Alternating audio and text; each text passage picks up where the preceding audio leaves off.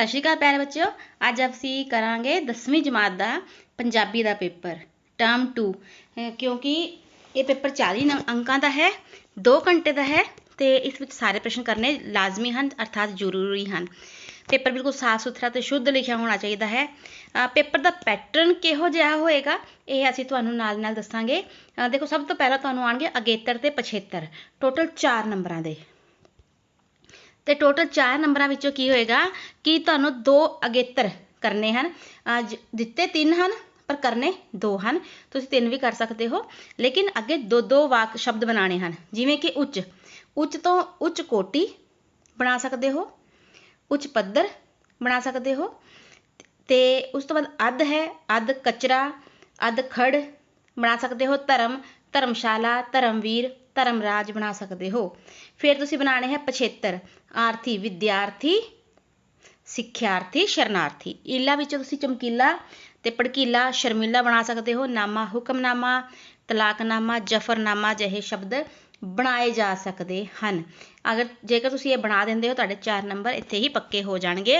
Paper 40 अंकों का है। ये सैंपल पेपर 1 है। मैं आज शाम तक तुहाडे नाल 4 दे 4 पेपर साझा करांगी। तुसीं 4 कर लो, इन्हां विचों ही तुहानूं पेपर जिहड़ा है वो पक्के पेपर विच आ जाएगा। चरण धो के पीने मतलब बहुत ज़्यादा तारीफ करनी किसी दी। उस तो बाद चढ़ मचनी, इसका मतलब हुंदा है प्रसिद्धि प्राप्त करनी। छज विच पा के छटना मतलब बहुत ज़्यादा बेइज्जती करनी, बदनामी करनी। फिर है जान ते खेडना, रिस्क लैना, अपने जान नूं मुसीबत विच पाना। जुत्ती फेरनी मतलब बहुत कुटना, मारना। जड़ी तेल देना, जड़ी तेल देने का अर्थ हुंदा है किसी नूं खत्म कर देना, तबाह कर देना। चुग्गा झोड़ करना मतलब हुंदा है घर तबाह करना। फिर है झंडे गड्ढने मतलब बहुत वधिया काम करने। नाल तुसीं वाक जरूर बनाने प्यारे बच्चों। तो इत्थे तुहानूं 8 मुहावरे दिते जाणगे जिन्हां विचों तुसीं कोई 6 करने हैं जिहड़े तुहानूं बहुत अच्छे ढंग नाल आउंदे होण। हुण देखो 4 नंबर दे हो गए अगेतर पछेतर ते 6 नंबर दे हो गए तुहाडे कोल इत्थे मुहावरे। टोटल हो गए 10 नंबर। उस तो बाद है भाग 2 प्रभावशाली लिखन कौशल, जिन्हों असीं अंग्रेजी विच कंपोजिशन भी कहने आ। इत्थे तुहाडे कोल 3 लेख होणगे जिन्हां विच तुसीं कोई एक करना है। इत्थे पॉजिटिव गल ये है कि सानूं इहदे छोटे छोटे हिंट दिते गए हैं ताकि असीं उन्हां तो अगे एक्सप्लेन कर सकीए। जिवें गुरु नानक देव जी है जन्म, उन्हां जन्म 1469 ईस्वी नूं ननकाना साहिब जिहड़ा पहला राय भोए तलवंडी सी पाकिस्तान दे विच होया। माता तृप्ता देवी, पिता मेहता कालू दे घर होया। बचपन तो ही शांत सुभाव दे सन, कर्म कांडां दा खंडन करदे सन। सच्चा सौदा वाली कहानी तुसीं लिख सकते हो। जो 20 रुपए उन्होंने पिता जी ने दिते कि जैस कोई सच्चा सौदा करके आया तो 20 रुपए का उन्होंने गरीबां नूं संतां नूं भोजन खराता। वेई नदी विच प्रवेश करके किवें उन्होंने ज्ञान की प्राप्ति हुई।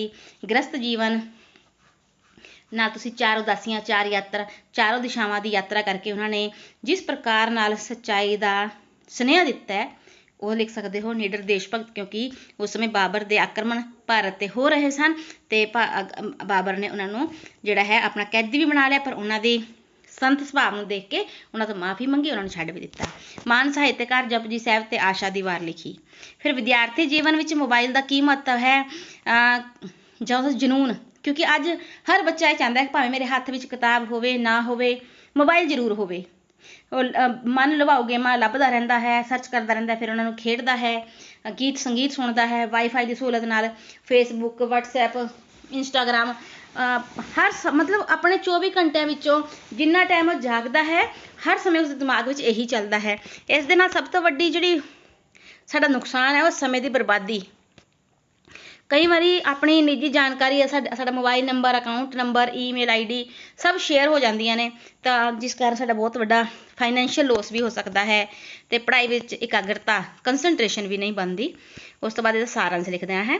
फिर है वैश्विक महामारी कोविड-19, तुसीं बहुत कुछ लिख सकते हो। कोविड-19 के नुकसान लिख सकते हो। सब नूं पता है बचाव ते इलाज के की तरीके हैं, वो भी लिख सकते हो। फिर एप्लीकेशन हुण देखो प्यारे बच्चे, वो सी 8 नंबर का लेख।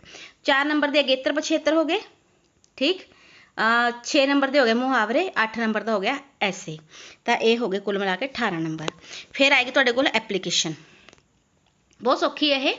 स्कूल के प्रिंसीपल साहब नूं फीस माफी लई अर्जी, सेवा विखे प्रिंसीपल साहबान ਸਕੂਲ ਦਾ ਨਾਂ ਆ ਜਾਏਗਾ, ਫਿਰ ਆ ਜਾਏਗਾ ਸ਼ਹਿਰ ਦਾ ਨਾਂ, ਫਿਰ ਵਿਸ਼ਾ ਆ ਜਾਏਗਾ ਫੀਸ ਮਾਫੀ ਲਈ ਅਰਜੀ, ਫਿਰ ਸ਼੍ਰੀਮਾਨ ਜੀ, ਇੱਥੇ ਮੇਰੇ ਪਿਤਾ ਜੀ ਸਧਾਰਨ ਦੁਕਾਨਦਾਰ ਹਨ, ਤੁਸੀਂ ਸਧਾਰਨ ਦੁਕਾਨਦਾਰ ਹੀ ਲਿਖਣਾ ਹੈ।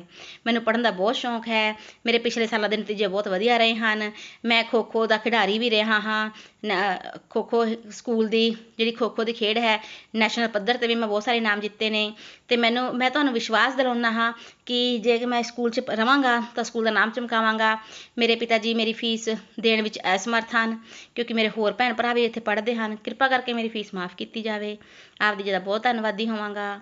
ਆਪ ਜੀ ਦਾ ਆਗਿਆਕਾਰੀ ਵਿਦਿਆਰਥੀ।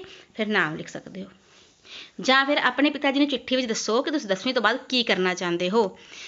ਅੱਗੋਂ ਕਾਮਰਸ ਪੜ੍ਹਨਾ, ਤਾਂ ਇੱਥੇ ਤੁਸੀਂ ਇਹੀ ਦੱਸੋ ਕਿ ਮੈਂ ਕਾਮਰਸ ਪੜ੍ਹਨਾ ਚਾਹੁੰਦਾ ਹਾਂ, ਚੰਗੇ ਕਾਲਜ ਵਿੱਚ ਐਡਮਿਸ਼ਨ ਲੈਣਾ ਚਾਹੁੰਦਾ ਹਾਂ, ਪਰ ਖਰਚਾ ਬਹੁਤ ਹੋਏਗਾ ਅਤੇ ਥੋੜ੍ਹਾ ਉਹ ਵੀ ਸੋਚਣਾ ਪਏਗਾ, ਅਤੇ ਤੁਹਾਡੀ ਸਹਿਮਤੀ ਵੀ ਚਾਹੀਦੀ ਹੈ ਤਾਂ ਜੋ ਮੈਂ ਅੱਗੇ ਪੜ੍ਹਾਈ ਜਾਰੀ ਰੱਖ ਸਕਾਂ। ਠੀਕ ਹੈ। ਉਸ ਤੋਂ ਬਾਅਦ ਹੈ ਸ਼੍ਰੀ ਗੁਰੂ ਰਾਮਦਾਸ ਜੀ ਰਿਸ਼ਤੇ ਵਿੱਚ ਗੁਰੂ ਅਰਜਨ ਦੇਵ ਜੀ ਦੇ ਕੀ ਲੱਗਦੇ ਸਨ? ਪਿਤਾ ਜੀ। ਇਸ ਸੰਸਾਰ ਵਿੱਚ ਸਭ ਕੁਝ ਕਰਨ ਵਾਲਾ ਕੌਣ ਹੈ? ਪਰਮਾਤਮਾ। ਇਹ ਸਰਵ ਸੱਚਾਈ ਹੈ ਕਿ ਸਭ ਕੁਝ ਕਰਨ ਵਾਲਾ ਪਰਮਾਤਮਾ ਹੀ ਹੈ। ਸੂਰਜ ਚੜ੍ਹਨ ਨਾਲ ਕੀ ਦੂਰ ਹੋ ਜਾਂਦਾ ਹੈ? ਸੂਰਜ ਚੜ੍ਹਨ ਨਾਲ ਹਨੇਰਾ ਦੂਰ ਹੋ ਜਾਂਦਾ ਹੈ। ਸ਼੍ਰੀ ਗੁਰੂ ਨਾਨਕ ਦੇਵ ਜੀ ਕਿਸ ਯੁੱਗ ਵਿੱਚ ਪ੍ਰਗਟ ਹੋਏ? ਕਲ ਯੁੱਗ ਵਿੱਚ। ਪਿਆਰੇ ਬੱਚਿਓ, ਇਹ ਹੋ ਗਏ 3 ਨੰਬਰ ਦੇ ਇੱਕ ਅੰਕਾਂ ਵਾਲੇ ਪ੍ਰਸ਼ਨ। ਠੀਕ ਹੈ। ਹੁਣ ਅਸੀਂ ਗੱਲ ਕਰਦੇ ਹਾਂ ਵਾਰ ਦੁਆਰਾ।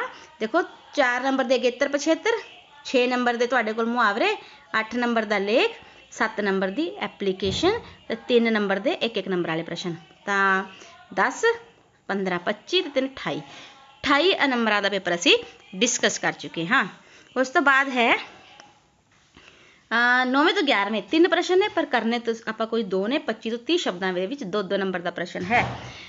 ਪਿੰਡ ਦੇ ਡਾਕਟਰ ਦੇ ਜਵਾਬ ਦੇਣ ਤੇ ਕਰਤਾਰ ਸਿੰਘ ਨੂੰ ਸ਼ਹਿਰ ਦੇ ਹਸਪਤਾਲ ਵਿੱਚ ਲਿਜਾਇਆ ਗਿਆ, ਜਿੱਥੇ ਉਸ ਦਾ ਇਲਾਜ ਜਿਹੜਾ ਸੀ ਕਰਨ ਤੋਂ ਬਾਵਜੂਦ ਉਹ ਨਹੀਂ ਬਚ ਸਕਿਆ ਅਤੇ ਚਲਾਣਾ ਕਰ ਗਿਆ, ਅਤੇ ਅਗਲੇ ਦਿਨ ਉਹਨੂੰ ਵਾਪਸ ਪਿੰਡ ਵਿੱਚ ਲਿਆਇਆ ਗਿਆ। ਸਿੱਖ ਦੀ ਅਰਦਾਸ ਨਿਰਾਲੀ ਕਿਵੇਂ ਹੈ? ਕਿਉਂਕਿ ਸਿੱਖ ਦੇ ਜੀਵਨ ਵਿੱਚ ਕੋਈ ਅਜਿਹਾ ਮੌਕਾ, ਚਾਹੇ ਉਹ ਜਨਮ, ਮਰਨ, ਵਿਆਹ, ਸੰਸਕਾਰ ਕੋਈ ਵੀ ਹੋਵੇ, ਹਰ ਮੌਕੇ 'ਤੇ ਅਰਦਾਸ ਕੀਤੀ ਜਾਂਦੀ ਹੈ। ਨਿਰਾਲੀ ਇਸ ਲਈ ਹੈ ਕਿਉਂਕਿ ਸਿੱਖ ਦੀ ਅਰਦਾਸ ਨਿੱਜ ਤੋਂ ਸ਼ੁਰੂ ਹੋ ਕੇ ਸਰਬੱਤ ਦੇ ਭਲੇ 'ਤੇ ਅੰਤ ਹੁੰਦੀ ਹੈ, ਅਤੇ ਸਰਬੱਤ ਦੇ ਭਲੇ ਵਿੱਚ ਹੀ ਸਭ ਦਾ ਭਲਾ ਹੁੰਦਾ ਹੈ। ਸਿੱਖ ਦੀ ਅਰਦਾਸ ਚੜ੍ਹਦੀ ਕਲਾ ਦਾ ਸਾਧਨ ਹੈ। ਬਸ ਇੰਨਾ ਹੀ ਬਹੁਤ ਹੈ। ਉਸ ਤੋਂ ਬਾਅਦ ਹੈ ਪਹਿਲਵਾਨ ਨੇ ਬਾਬਿਆਂ ਦੀ ਚੜਿੱਤ ਵਿਆਹੀ ਭੈਣ ਦੀ ਤਾਕਤ ਕਿਵੇਂ ਮੰਨੀ ਜਾਂ ਕਿਉਂ ਮੰਨੀ? ਦੇਖੋ, ਜਦੋਂ ਪਹਿਲਵਾਨ ਨੇ ਆਪਣਾ ਮੁਗਦਰ ਜਿਹੜਾ ਹੈ ਉਹ ਬਾਬਿਆਂ ਦੀ ਚੜਿੱਕ ਵਿਆਹੀ ਭੈਣ ਦੇ ਅੱਗੇ ਰੱਖਿਆ, ਤਾਂ ਉਸਨੇ ਮੁਗਦਰ ਵਗਾ ਕੇ ਮਾਰਿਆ, ਅਤੇ ਜਦੋਂ ਦੁਬਾਰਾ ਮੁਗਦਰ ਵਗਾ ਕੇ ਮਾਰਿਆ ਖੋਲੇ ਦੇ ਵਿੱਚ, ਤਾਂ ਖੋਲੇ ਦੀ ਜਿਹੜੀ ਦੀਵਾਰ ਸੀ ਇੱਕੋ ਵਾਰੀ 'ਚ ਢਹਿ ਗਈ, ਟੁੱਟ ਗਈ ਮਤਲਬ, ਜਿਸ ਕਰਕੇ ਪਹਿਲਵਾਨ ਹੈਰਾਨ ਹੋ ਗਿਆ। ਉਸਨੇ 101 ਰੁਪਏ ਥਾਲੀ ਵਿੱਚ ਰੱਖ ਕੇ ਬਾਬਿਆਂ ਦੀ ਚੜਿੱਕ ਵਿਆਹੀ ਭੈਣ ਨੂੰ ਪੇਸ਼ ਕੀਤੇ ਅਤੇ ਕਿਹਾ, ਅੱਜ ਤੋਂ ਚਾਚੀ ਤੂੰ ਮੇਰੀ ਧਰਮ ਭੈਣ ਹੈ, ਅਤੇ ਆਪਾਂ ਇਹ ਰਿਸ਼ਤਾ ਨਿਭਾਵਾਂਗੇ, ਅਤੇ ਤੇਰੀ ਤਾਕਤ ਨੂੰ ਅਸੀਂ ਮੰਨਦੇ ਹਾਂ। ਠੀਕ ਹੈ ਨਾ। ਤਾਂ ਤੁਸੀਂ ਕੋਈ ਵੀ 2 ਪ੍ਰਸ਼ਨ ਜਿਹੜੇ ਇੱਥੇ ਲਿਖ ਸਕਦੇ ਹੋ। ਫਿਰ ਵਾਰਤਕ ਵਿੱਚੋਂ ਗੱਲ ਕਰੀਏ ਤਾਂ ਅਰਦਾਸ ਕਦੋਂ ਅਤੇ ਕਿਉਂ ਕੀਤੀ ਜਾਂਦੀ ਹੈ? ਅਰਦਾਸ ਹਰ ਮੌਕੇ 'ਤੇ ਕੀਤੀ ਜਾਂਦੀ ਹੈ। ਇਹ ਸਾਨੂੰ ਸਾਡੇ ਮਨ ਨੂੰ ਸ਼ਾਂਤੀ ਪ੍ਰਦਾਨ ਕਰਦੀ ਹੈ, ਚੜ੍ਹਦੀ ਕਲਾ ਦਾ ਸਾਧਨ ਹੈ। ਇਸ ਦੇ ਨਾਲ ਸਾਡਾ ਨਿਕੰਮਾਪਨ, ਕਮੀਨਾਪਨ, ਵਖਰੇਵਾਂਪਨ ਜਾਂ ਛੁੱਟ ਦਿਲਾ ਮਤਲਬ ਦਿਲ ਛੋਟੇ ਕਰਨ ਵਾਲੇ, ਇਹ ਸਾਰੀ ਕਮੀਆਂ ਦੂਰ ਹੋ ਜਾਂਦੀਆਂ ਨੇ, ਇਸ ਲਈ ਅਰਦਾਸ ਕੀਤੀ ਜਾਂਦੀ ਹੈ। ਛਾਪੇ ਪਿੰਡ ਵਾਲਿਆਂ ਨੇ ਲੇਖਕ ਦੇ ਵਡੇਰਿਆਂ ਤੋਂ ਨਾਤਾ ਕਿਉਂ ਤੋੜ ਲਿਆ? ਕਿਉਂਕਿ ਜੋ ਲੇਖਕ ਦੇ ਵਡੇਰੇ ਸਨ, ਯਾਨੀ ਕਿ ਬਾਬੇ ਸਨ, ਉਹ 4 ਭਰਾ ਸਨ ਅਤੇ ਬਹੁਤ ਪਹਿਲਵਾਨ ਸਨ, ਉਹਨਾਂ ਦੀ ਖੁਰਾਕਾਂ ਬਹੁਤ ਵਧੀਆ ਸਨ। ਇੱਕ ਵਾਰ ਜਦੋਂ ਵਿਆਹ 'ਤੇ ਛਾਪੇ ਪਿੰਡ 'ਚ ਗਏ, ਤਾਂ ਛਾਪੇ ਪਿੰਡ ਵਾਲਿਆਂ ਨੇ ਜਿਹੜਾ ਹਲਵਾ ਬਣਾਇਆ ਸੀ, ਕੜਾਹ ਬਣਾਇਆ ਸੀ, ਉਹ ਪੂਰਾ ਦਾ ਪੂਰਾ ਕੜਾਇਆ ਲੇਖਕ ਦੇ ਵੱਡੇ ਵਡੇਰਿਆਂ ਨੇ ਇੱਕੋ ਵਾਰੀ 'ਚ ਖ਼ਤਮ ਕਰਤਾ। ਇਹ ਦੇਖ ਕੇ ਬੜੇ ਹੈਰਾਨ ਹੋਏ। ਉਹਨਾਂ ਨੇ ਸੋਚਿਆ ਬਈ ਇਸ ਤਰ੍ਹਾਂ ਸਾਡੇ ਵਿਆਹ ਲਈ ਹੁਣ ਦੁਬਾਰਾ ਪਤੀਲਾ ਰੱਖਣਾ ਪੈਣਾ, ਦੁਬਾਰਾ ਕੜਾਇਆ ਰੱਖਣਾ ਪੈਣਾ। ਉਹਨਾਂ ਨੇ ਉਹਨਾਂ ਦੀ ਖੁਰਾਕ ਦੇਖ ਕੇ ਹੀ ਉਹਨਾਂ ਤੋਂ ਨਾਤਾ ਤੋੜ ਲਿਆ। ਉਸ ਤੋਂ ਬਾਅਦ ਬੇਟੇ ਹੁਣ ਹੋ ਗਏ 2 ਪ੍ਰਸ਼ਨਾਂ ਵਿੱਚੋਂ ਇੱਕ ਕਰਨਾ ਹੈ। ਤਾਂ 28 ਸਾਡੇ ਪਹਿਲਾਂ ਹੋ ਗਏ ਸੀ, ਅਤੇ 4 ਫੇਰ ਹੋ ਗਏ, 2 ਕਰਨੇ ਨੇ, ਅਤੇ 1 4, 28 4 32 4 36 ਰਹਿ ਗਿਆ ਹੁਣ ਸਾਡਾ ਇੱਕ ਪ੍ਰਸ਼ਨ। ਠੀਕ ਹੈ, ਉਹ ਵੀ 4 ਨੰਬਰ ਦਾ ਹੈ। ਦੂਜਾ ਵਿਆਹ ਇਕਾਂਗੀ ਵਿੱਚ ਪੇਸ਼ ਕੀਤੀ ਗਈ ਦੂਜੇ ਵਿਆਹ ਦੀ ਸਮੱਸਿਆ ਬਾਰੇ ਵਿਚਾਰ ਕਰਨਾ ਹੈ। ਦੇਖੋ, ਇੱਥੇ ਨਿਹਾਲ ਕੌਰ ਹੈ ਜੋ ਖੁਦ ਦੂਜੇ ਵਿਆਹ ਦੀ ਸਮੱਸਿਆ ਦਾ ਸ਼ਿਕਾਰ ਹੋ ਚੁੱਕੀ ਹੈ। ਉਹ ਵਾਰ-ਵਾਰ ਮਨਜੀਤ ਨੂੰ ਜਿਹੜਾ ਹੈ ਧਮਕਾਉਂਦੀ ਹੈ ਦੂਜੇ ਵਿਆਹ ਲਈ, ਕਿਉਂਕਿ ਉਹਨਾਂ ਦੇ ਕੋਈ ਨਿਹਾਲ ਕੌਰ ਕੋਲ ਅਜੇ ਕੋਈ ਪੋਤਾ ਪੋਤੀ ਨਹੀਂ ਹੋਇਆ ਸੀ ਮਨਜੀਤ ਵੱਲੋਂ, ਤਾਂ ਇਸ ਲਈ ਉਸ ਨੂੰ ਬਾਰ-ਬਾਰ ਧਮਕਾਉਂਦੀ ਹੈ, ਕਿਉਂਕਿ ਉਸ ਨੂੰ ਲੱਗਦਾ ਹੈ ਕਿ ਮਨਜੀਤ ਨਾਲ ਉਸਦੇ ਵਿਚਾਰ ਵੀ ਨਹੀਂ ਮਿਲਦੇ। ਅਸਲ 'ਚ ਇਹ ਸਮੱਸਿਆ ਜਿਹੜੀ ਹੈ ਭਰੂਣ ਹੱਤਿਆ ਨਾਲ ਸੰਬੰਧਿਤ ਹੈ। ਦੂਜਾ ਇਹ ਪਹਿਲੀ ਪੀੜ੍ਹੀ ਤੇ ਦੂਜੀ ਪੀੜ੍ਹੀ ਦੇ ਵਿਚਾਰਾਂ ਦੇ ਵਿੱਚ ਜਿਹੜਾ ਮਤਭੇਦ ਹੈ ਉਸ ਦੇ ਨਾਲ ਵੀ ਜੁੜੀ ਹੋਈ ਹੈ। ਉਸ ਤੋਂ ਬਾਅਦ ਹੈ ਨਿਹਾਲ ਕੌਰ ਮਨਜੀਤ ਨੂੰ ਸੁਖਦੇਵ ਦੇ ਦੂਜੇ ਵਿਆਹ ਦੀ ਧਮਕੀਆਂ ਕਿਉਂ ਦਿੰਦੀ ਹੈ? ਕਿਉਂਕਿ ਉਸਨੂੰ ਲੱਗਦਾ ਹੈ ਕਿ ਮਨਜੀਤ ਉਸ ਦੀ ਗੱਲ ਨਹੀਂ ਮੰਨਦੀ ਤੇ ਨਾ ਹੀ ਉਸਦੇ ਜੇ ਬੱਚਾ ਹੋ ਰਿਹਾ ਹੈ ਉਹ ਵੀ ਮਨਜੀਤ ਦੀ ਹੀ ਕੋਈ ਕਮੀ ਹੈ, ਇਸ ਲਈ ਉਸਨੂੰ ਬਾਰ-ਬਾਰ ਧਮਕੀਆਂ ਦਿੰਦੀ ਹੈ। ਪਿਆਰੇ ਬੱਚੇ, ਮੈਨੂੰ ਲੱਗਦਾ ਹੈ ਕਿ ਇਹ ਵੀਡੀਓ ਤੁਹਾਡੇ ਲਈ ਬਹੁਤ ਲਾਭਦਾਇਕ ਰਹੇਗੀ। ਛੇਤੀ ਹੀ ਅਸੀਂ ਪਾਰਟ 2 ਯਾਨੀ ਕਿ ਸੈਂਪਲ ਪੇਪਰ 2, ਸੈਂਪਲ ਪੇਪਰ 3 ਤੇ 4 ਡਿਸਕਸ ਕਰਾਂਗੇ। ਚਾਰਾਂ ਵਿੱਚ ਤੁਹਾਨੂੰ ਪੇਪਰ ਜ਼ਰੂਰ ਆਵੇਗਾ। ਜੇਕਰ ਮੇਰਾ ਕੀਤਾ ਹੋਇਆ ਪ੍ਰਯਾਸ ਤੁਹਾਨੂੰ ਥੋੜ੍ਹਾ ਜਿਹਾ ਵੀ ਪਸੰਦ ਆਵੇ ਤਾਂ ਸਾਡੀ ਵੀਡੀਓ ਜ਼ਰੂਰ ਲਾਈਕ ਕਰਿਓ। Thank you so much. Have a nice day. ਰੱਬ ਰਾਖਾ।